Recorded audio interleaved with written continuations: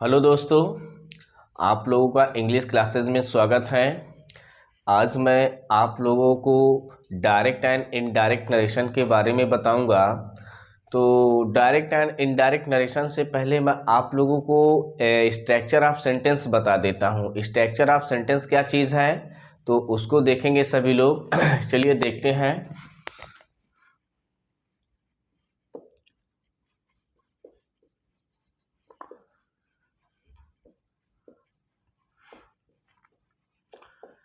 Structure of sentences. Structure of sentences ये 5 प्रकार के होते हैं। स्ट्रक्चर ऑफ सेंटेंसेस 5 प्रकार के होते हैं। पहला सेंटेंस में जो होता है उसको बोलते हैं एसर्टिव सेंटेंस। एसर्टिव सेंटेंस जिसको हिंदी में बोलते हैं स्वीकारात्मक वाक्य।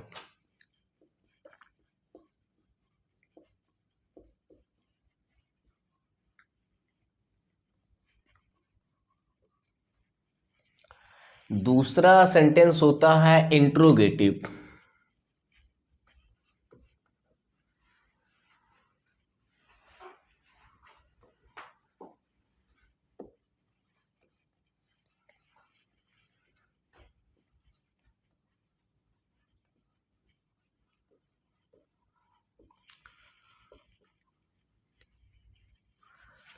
तीसरा सेंटेंस इंपरेटिव होता है।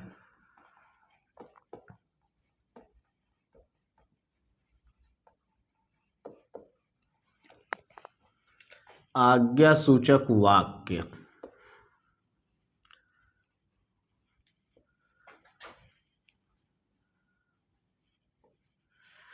चौथा सेंटेंस ऑप्टेटिव सेंटेंस होता है।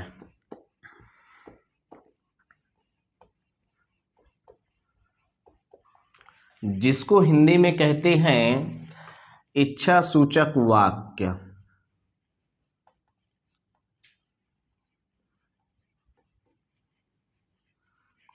नेक्स्ट सेंटेंस आपका है एक्सक्लामेटरी सेंटेंस।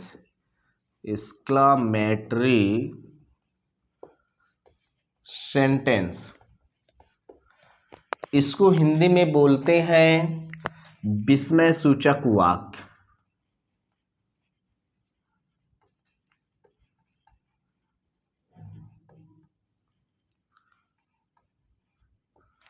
विस्मय सूचक वाक्य। तो देखिए फ्रेंड्स, स्ट्रक्चर ऑफ सेंटेंसेस, वाक्यों की संरचना। तो ये स्ट्रक्चर ऑफ सेंटेंस आपके 5 प्रकार के होते हैं। तो जैसे कि आपको मैंने 5 प्रकार के स्ट्रक्चर ऑफ सेंटेंस बताया कि पहला असर्टिव सेंटेंस, दूसरा इंट्रोगेटिव सेंटेंस, तीसरा इंपरेटिव सेंटेंस, चौथा ऑप्टेटिव सेंटेंस, पांचवा एक्सक्लेमेटरी सेंटेंस। तो ये स्ट्रक्चर ऑफ सेंटेंस है। ये स्ट्रक्चर ऑफ सेंटेंसों 5 सेंटेंस होते हैं। इन्हीं 5 सेंटेंस के नरेशन बनाए जाते हैं। तो जैसे कि आप लोग डायरेक्ट एंड इनडायरेक्ट नरेशन पढ़ते हैं तो ये 5 ही सेंटेंस के डायरेक्ट एंड इनडायरेक्ट नरेशन बनाए जाते हैं। तो इसमें से मैं आप लोगों को असर्टिव सेंटेंस का डायरेक्ट एंड इनडायरेक्ट नरेशन बताऊंगा, जिसमें कि आप लोग उसको विशेष रूप से अध्ययन करेंगे और देखेंगे। तो मैं आप लोगों को असर्टिव सेंटेंस के बारे में बताऊंगा, डायरेक्ट एंड इनडायरेक्ट नरेशन। तो नेक्स्ट देखते हैं असर्टिव सेंटेंस का एग्जाम्पल क्या होता है, डायरेक्ट एंड इनडायरेक्ट का एग्जाम्पल। चलिए देखिए, जैसे कि मैंने आप लोगों को बताया कि मैं नरेशन पढ़ाऊंगा, आपको डिस्कस करेंगे नरेशन के बारे में। नरेशन क्या चीज़ है तो देखिए, नरेशन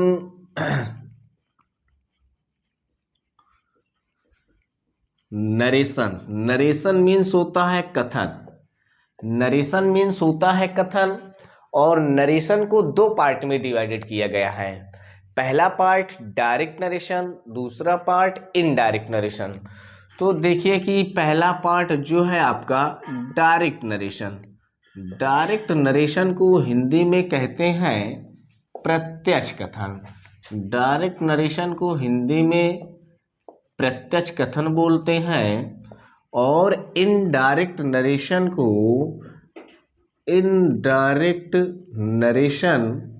हिंदी में अप्रत्यक्ष बोलते हैं। इनडायरेक्ट नरेशन को हिंदी में अप्रत्यक्ष कथन बोलते हैं। तो देखिए, जैसे कि नरेशन का अध्ययन करना है तो मैंने बताया कि नरेशन मीन्स कथन, और ये दो प्रकार के होते हैं जिसको डायरेक्ट नरेशन और इनडायरेक्ट नरेशन के नाम से जानते हैं। तो डायरेक्ट नरेशन प्रत्यक्ष कथन, इनडायरेक्ट नरेशन अप्रत्यक्ष कथन।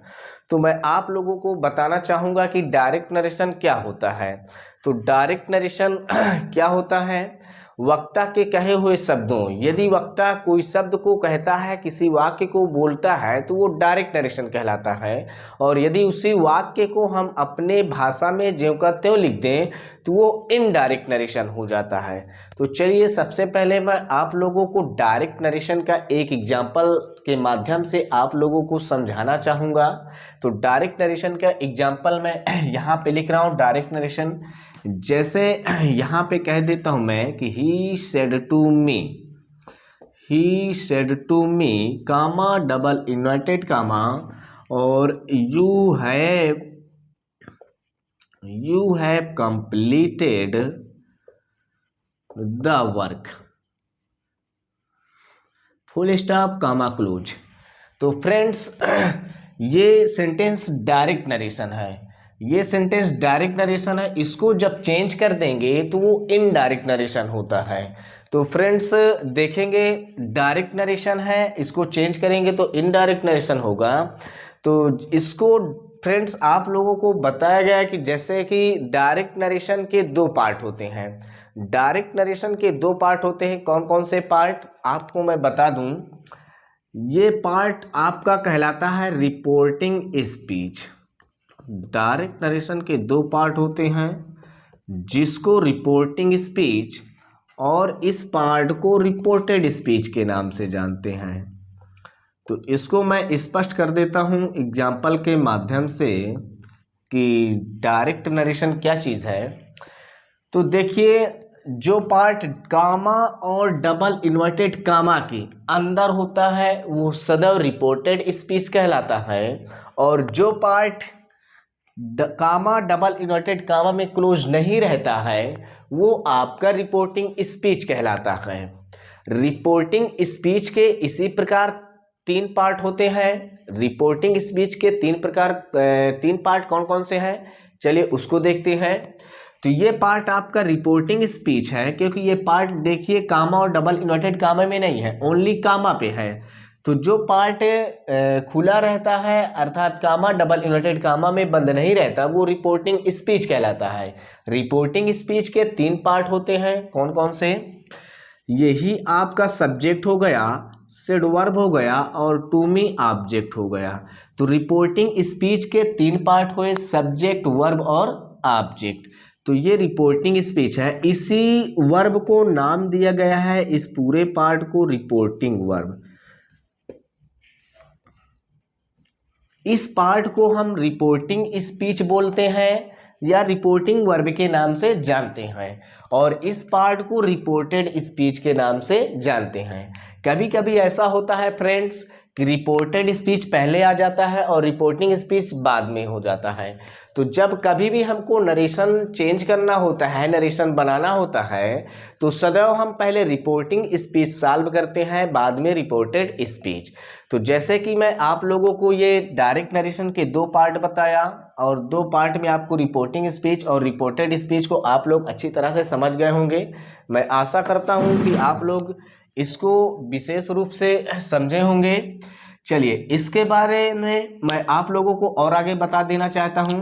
ये असर्टिव सेंटेंस का एग्जांपल है। जब कभी रिपोर्टेड स्पीच का वाक्य सब्जेक्ट से प्रारंभ हो या किसी नाउन या प्रोनाउन से प्रारंभ हो तो वो सेंटेंस आपका असर्टिव सेंटेंस कहलाता है। तो ये असर्टिव सेंटेंस का एग्जांपल है। और आप लोगों को बता दूं कि असर्टिव सेंटेंस में कंजक्शन दैट यूज करते हैं। असर्टिव सेंटेंस में कंजक्शन जो यूज करेंगे, कंजक्शन दैट यूज करेंगे, जिसका हिंदी अर्थ की होता है। असर्टिव सेंटेंस में कंजक्शन दैट यूज करते हैं।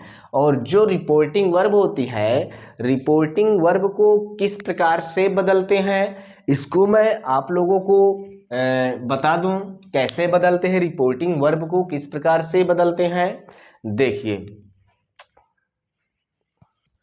चलिए देखिए फ्रेंड्स, जैसे कि असर्टिव सेंटेंस में कंजक्शन दैट यूज करेंगे और रिपोर्टिंग वर्ब को किस प्रकार बदलते हैं, तो इसको आप लोग देखिए। यदि रिपोर्टिंग स्पीच में से आता है तो टेल में चेंज करते हैं, और सेज आता है तो टेल्स में, सेज आता है तो टेल्स में, सेइंग आता है तो टोल्ड में, सेइंग को टेलिंग में चेंज करेंगे। किस में चेंज करेंगे? टेलिंग में। और सेड टू होता है तो इसको चेंज करेंगे टोल्ड में। कंजक्शन आपको बताया मैंने कि कंजक्शन दैट यूज करना है। कंजक्शन असर्टिव सेंटेंस में दैट यूज करेंगे जिसका हिंदी अर्थ की होता है। तो देखिए रिपोर्टिंग वर्ब को फ्रेंड्स इस प्रकार बदलेंगे, कंजक्शन दैट यूज करेंगे। तो जैसे कि अब मैं आप लोगों को इस एग्जाम्पल के माध्यम से स्पष्ट करूंगा कि किस प्रकार डायरेक्ट नरेशन को इनडायरेक्ट नरेशन में चेंज करते हैं। तो रिपोर्टिंग वर्ब को इस प्रकार चेंज करना है। तो चलिए एग्जाम्पल मैं आप लोगों को जैसे बता देता हूं एग्जाम्पल के माध्यम से। यहाँ पे जैसे हम लोग कहते हैं कि Raj said to me, Raj said to me, comma double inverted comma, और यहाँ पे कह देते हैं कि he is a teacher, he is a teacher, comma full stop comma close. ये डायरेक्ट नरेशन है, इसे चेंज करेंगे तो इनडायरेक्ट नरेशन होगा। तो यहाँ पे ये कहता है कि राज सेड टू मी, राज ने मुझसे कहा, comma double inverted comma, he is a teacher, वो एक अध्यापक है।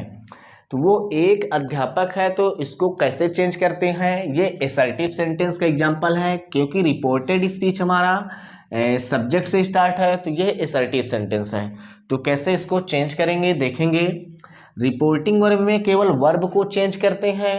तो कैसे वर्ब को चेंज करते हैं? राज को राज लिख लेंगे, सेड टू को टोल्ड में चेंज करेंगे, टोल्ड में मी को मी लिख लेंगे, कामा और डबल इन्वर्टेड कामा को रिमूव करके कंजक्शन दैट यूज करते हैं। तो कंजक्शन दैट यूज कर लेंगे, और यहाँ पर देखेंगे प्रोनाउन कौन सा पर्सन है, फर्स्ट पर्सन है, सेकंड पर्सन है, थर्ड पर्सन। तो प्रोनाउन चेंज करने के लिए 123/सन नामक सूत्र का प्रयोग करते हैं। तो कैसे देखिए, यहाँ पे जो ही शब्द है ये थर्ड पर्सन है, तो थर्ड पर्सन है तो थर्ड पर्सन नो चेंज, तो इसको ही को ही लिख लेंगे। यहाँ पे ये प्रेजेंट कॉन्टिन्यूअस टेंस है, तो प्रेजेंट कॉन्टिन्यूअस टेंस को पास्ट कॉन्टिन्यूअस टेंस में चेंज करते हैं। तो यहाँ पे वाज हो जाएगा, was a teacher, full stop. इस प्रकार डायरेक्ट नरेशन को इनडायरेक्ट नरेशन में चेंज करते हैं। अब जैसे कि रिपोर्टिंग वर्ब को इस श्रेणी में चेंज करते हैं, आप लोगों को मैं बता दूं। सबसे पहले टेंस परिवर्तन, डायरेक्ट नरेशन में टेंस परिवर्तन कैसे करते हैं। तो चलिए आप लोगों को मैं बताता हूं डायरेक्ट नरेशन में टेंस परिवर्तन कैसे करते हैं। डायरेक्ट नरेशन में टेंस परिवर्तन करने के नियम, तो जैसे कि रिपोर्टेड स्पीच में आए हुए प्रेजेंट टेंसों को क्रमशः पास्ट टेंसों में बदल देते हैं। रिपोर्टेड स्पीच में आए हुए प्रेजेंट टेंसों को क्रमशः पास्ट टेंसों में बदल देते हैं। कैसे चेंज करते हैं इसको मैं लिख करके आप लोगों को बता रहा हूं। चलिए फ्रेंड्स देखते हैं कि रिपोर्टेड स्पीच में आए हुए प्रेजेंट टेंसों को क्रमशः पास्ट टेंस में कैसे चेंज करते हैं। देखिए first number present indefinite, present indefinite को चेंज करेंगे पास्ट इंडेफिनिट में, प्रेजेंट इंडेफिनिट को चेंज करेंगे past indefinite.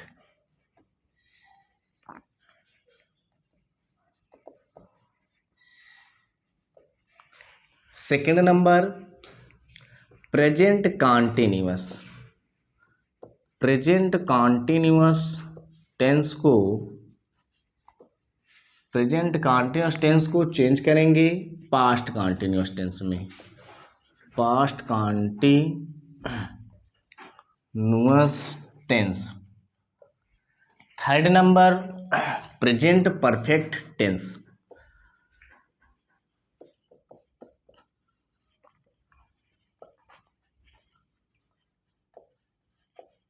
Present perfect tense को चेंज करेंगे past perfect tense, past perfect tense. Fourth number present perfect continuous tense, present perfect continuous tense को change करेंगे past perfect continuous tense. तो friends देखेंगे कि reported speech में आए हुए प्रेजेंट टेंसों को क्रमशः किस प्रकार चेंज करते हैं। प्रेजेंट इंडेफिनिट टेंस आएगा तो पास्ट इंडेफिनिट टेंस में चेंज करेंगे, प्रेजेंट कंटीन्यूअस टेंस आए तो पास्ट कंटीन्यूअस टेंस में चेंज करेंगे, प्रेजेंट परफेक्ट टेंस आता है तो पास्ट परफेक्ट टेंस में चेंज करेंगे, प्रेजेंट परफेक्ट कंटीन्यूअस टेंस आए तो पास्ट परफेक्ट कंटीन्यूअस टेंस में चेंज करते हैं। ये प्रेजेंट टेंस के बदलने की क्रिया है, प्रेजेंट को पास्ट में चेंज करना है। नेक्स्ट रूल मैं आप लोगों को बताऊंगा, ये प्रेजेंट का है। नेक्स्ट रूल जो आप लोगों का पास्ट का है उसको मैं आप लोगों को उसको भी बताऊंगा। तो पहले मैं इसका एक एग्जांपल आप लोगों को स्पष्ट कर देता हूं कि प्रेजेंट को कैसे, फ्रेंड्स एग्जांपल के माध्यम से मैं स्पष्ट कर रहा हूं किस प्रकार प्रेजेंट टेंसों को पास्ट टेंस में चेंज करते हैं। तो देखिए, he said to me, comma double inverted comma. Next इधर लिख देते हैं I am writing a novel full stop comma close. इसको कैसे चेंज करना है इनडायरेक्ट नरेशन में, तो ही को ही लिख लेंगे, सेड टू को चेंज करेंगे टोल्ड में, जैसा कि मैंने पिछले एग्जाम्पल में बताया था, he told me, comma double inverted comma को रिमूव कर कंजक्शन दैट यूज करेंगे, तो दैट यूज कर लेंगे। और आई ये प्रोनाउन है, प्रोनाउन को चेंज करने के लिए 123 सन सूत्र बताया गया है, तो उसको भी मैं जब प्रोनाउन बताऊंगा तो उसको भी मैं आप लोगों को 123/सन नामक सूत्र का प्रयोग बताऊंगा कैसे करते हैं। आई फर्स्ट पर्सन है, इसको चेंज करेंगे रिपोर्टिंग स्पीच सब्जेक्ट के अकॉर्डिंग, तो आई सब्जेक्टिव केस है, ही का सब्जेक्टिव केस ही होता है तो ही हो जाएगा। ये यहाँ पे जो आई एम हेल्पिंग वर्ब दी हुई है ये आपका प्रेजेंट कंटीन्यूअस टेंस है, तो आई एम को प्रेजेंट कंटीन्यूअस टेंस को ये जैसे हमने बताया कि प्रेजेंट कंटीन्यूअस टेंस को चेंज करेंगे पास्ट कंटीन्यूअस टेंस में, तो पास्ट कंटीन्यूअस टेंस की हेल्पिंग वर्ब होती है वाज या वेयर, तो वाज यूज करेंगे। राइटिंग अ नॉवेल लिख लिया जाएगा, writing a novel full stop. ये इनडायरेक्ट नरेशन हुआ। नेक्स्ट एग्जांपल मैं और बता देता हूं फ्रेंड्स आप लोगों को। नेक्स्ट एग्जांपल देखिए, Ram said to me, comma double inverted comma, Ram ने मुझसे कहा कि यू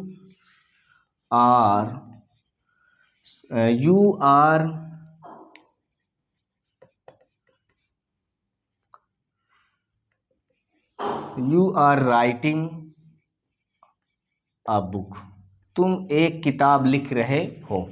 इसको चेंज करेंगे तो राम को राम लिख लेंगे, सेड टू को टोल्ड में चेंज कर देंगे, मी को मी लिख लिया जाएगा, कंजक्शन दैट यूज करेंगे, दैट। यू सेकेंड पर्सन है, यहाँ पे सेकेंड पर्सन आया हुआ है तो इसको चेंज करेंगे रिपोर्टिंग स्पीच ऑब्जेक्ट के अकॉर्डिंग, तो यू सब्जेक्टिव केस है, मी का सब्जेक्टिव केस यूज करेंगे। जो यहाँ पे केस यूज होगा उस ये जिसके अकॉर्डिंग बदलेगा उसका सब्जेक्टिव केस यूज करेंगे, तो जैसे यू सब्जेक्टिव केस है तो मी का सब्जेक्टिव केस आई होगा, तो आई। और ये प्रेजेंट कंटीन्यूअस टेंस है तो इसको भी चेंज करेंगे पास्ट कंटीन्यूअस, तो पास्ट कंटीन्यूअस टेंस की helping verb was, I was writing a book, I was writing a book full stop.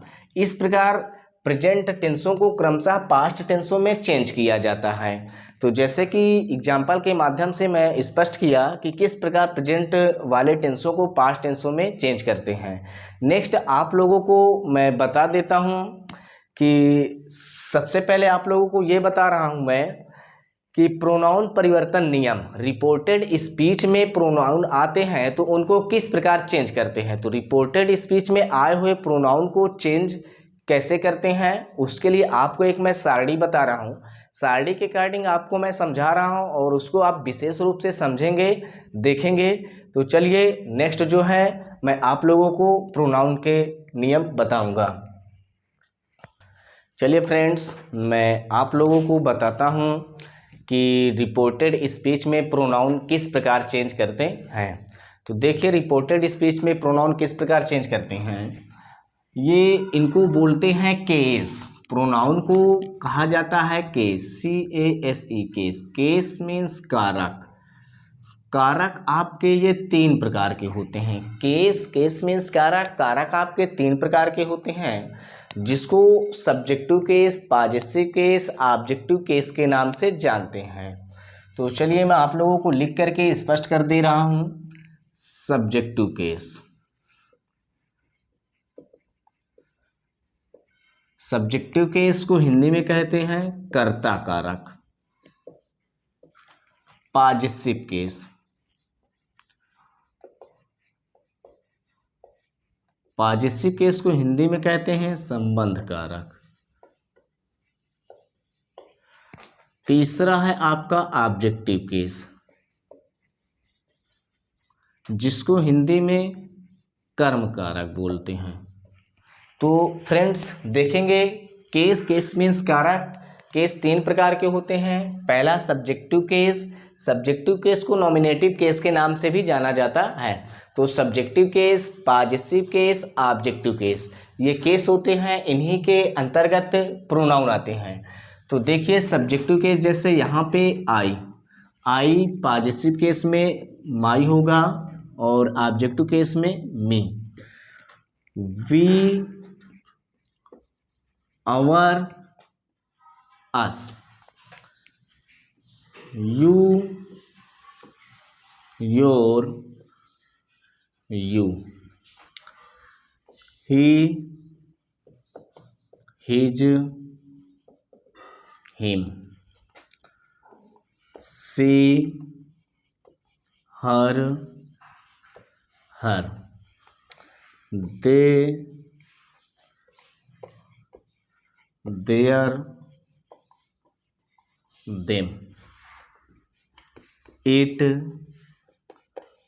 It's, it. ये फ्रेंड्स प्रोनाउन है।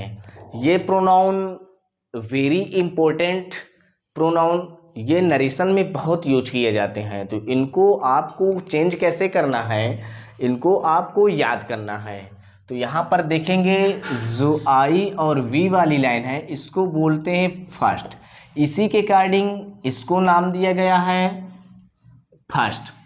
यू वाली लाइन को ये यहाँ से यहाँ तक लेकर फ्रेंड्स, इसको सेकंड पर्सन बोलते हैं। सेकंड पर्सन, इसको नाम दिया गया है सेकंड पर्सन। यहाँ से लेकर फ्रेंड्स यहाँ तक इसको थर्ड पर्सन बोलते हैं। थर्ड पर्सन, इसको नाम दिया गया है थर्ड। इसी के अकॉर्डिंग फ्रेंड्स बनाया गया है 123/सन नामक सूत्र। 123/सन नामक सूत्र। तो देखिए friends, I, my, me, we, our, us, ये फर्स्ट पर्सन है। फर्स्ट पर्सन है तो इसको नाम दिया गया है फर्स्ट पर्सन। तो फर्स्ट पर्सन यदि रिपोर्टेड स्पीच में फर्स्ट पर्सन आता है प्रोनाउन, तो उसको बदलेंगे सब्जेक्ट के अकॉर्डिंग। यू, योर, यू, इसको बोलते हैं सेकंड पर्सन, इसको नाम दिए गए सेकंड पर्सन। सेकंड पर्सन आता है, चेंज करेंगे ऑब्जेक्ट के अकॉर्डिंग। और शेष सारा थर्ड आता है any names friend.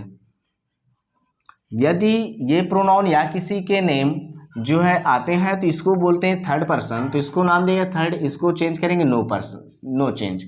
First person subject according, second person object according, third person no change.